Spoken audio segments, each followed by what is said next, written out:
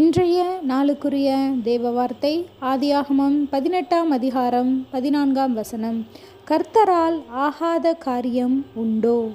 ஆம் பிரியமானவர்களே, இந்த வார்த்தை தேவன் சாராளுக்கு கூறும் பொழுது, சாராளுக்கு ஈசாக்கை கொடுக்க கூறும் பொழுது கூறுகிறார். அவள் விசுவாசியாமல் இருக்கும் பொழுது அந்த தேவ மனிதர்கள் கூறுகிறார்கள், கர்த்தரால் ஆகாத காரியம் உண்டோ என்று சொல்லி.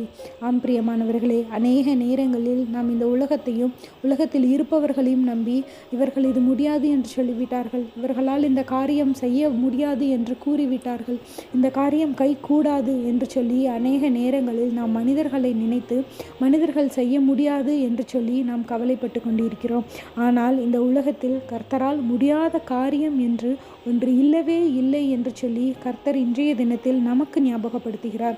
ஆம் பிரியமானவர்களே, நம்மளுடைய தேவனால் ஆகாத காரியம் என்று சொல்லி ஒன்று இல்லவே இல்லை. அப்படிப்பட்ட தேவனை நாம் விசுவாசிக்கும் பொழுது தேவன் தாமே நமக்கு காரியங்களை வாய்க்க பண்ணுகிறவராய் இருக்கிறார். கர்த்தர் தாமே உங்களை ஆசீர்வதிப்பாராக. ஆமென்.